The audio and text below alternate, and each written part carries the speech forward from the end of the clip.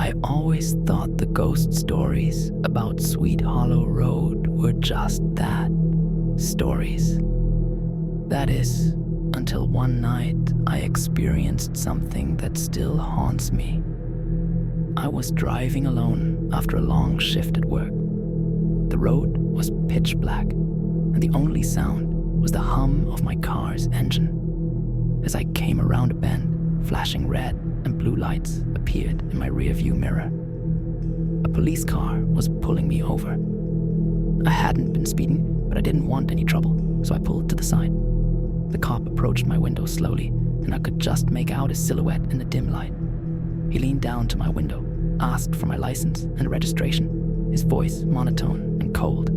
Something felt off, but I couldn't put my finger on it. I handed him my documents, trying to keep calm. He took them, but as he walked back to his car, my headlights caught something that made my blood run cold. There was a gaping hole in the back of his head, like someone had shot him point blank. I blinked, my heart pounding in my chest. When I looked again, he was gone. No car, no lights, no cop, just the eerie silence of Sweet Hollow Road. They say the ghost of a police officer who was shot on duty haunts that road, pulling over drivers, reliving his last moments before disappearing. I didn't sleep much that night, and I never drove down that road alone again.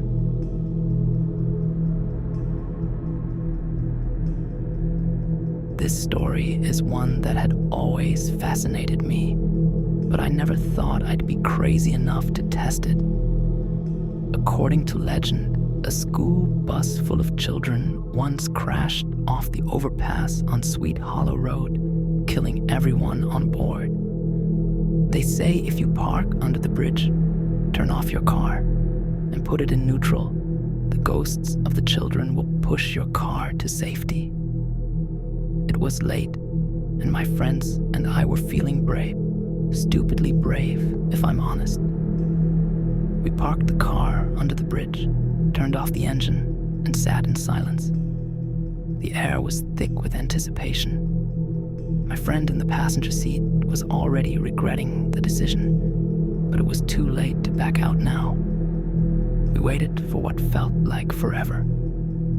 Then, slowly, the car started to move.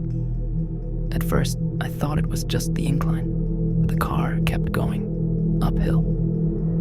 My heart pounded in my chest as the car crept forward, seemingly pushed by invisible hands. After what felt like an eternity, we stopped. My friend got out to check the back of the car, and when she returned, her face was pale. "You need to see this," she whispered. I stepped out and looked. There, on the dusty back window, were dozens of tiny handprints, like the children had been trying to push us to safety. We sped off, not saying a word, but we all knew what we had seen. The legend was real, and those children, even in death, were still trying to save anyone who dared visit that bridge. I had heard about the boy who hanged himself on Sweet Hollow Road, but I never really believed it until the night I saw him for myself. It was one of those late-night drives when we decided to see if the stories were true. It felt like the perfect mix of fear and excitement at the time. We parked the car near the infamous tree, the one everyone talks about, where the boy supposedly took his life. The silence was overwhelming, and the only sound was the occasional rustling of leaves. We stepped out of the car, the air cool and damp.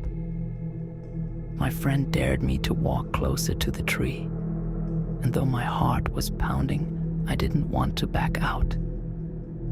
As I approached the tree, the world around me seemed to grow still, like something was watching, waiting. I looked up, and that's when I saw him. Swinging from the branches was the body of a boy, his face pale, his eyes wide open, staring right at me. His feet swayed gently in the wind, but there was no breeze. I stumbled back, my breath caught in my throat. My friend screamed, and before I knew it, we were all back in the car, racing down the road. The image of that boy, lifeless and alone, haunted me for weeks. Some say if you drive past the tree at night, you can still see him hanging there, a tragic reminder of a life lost too soon.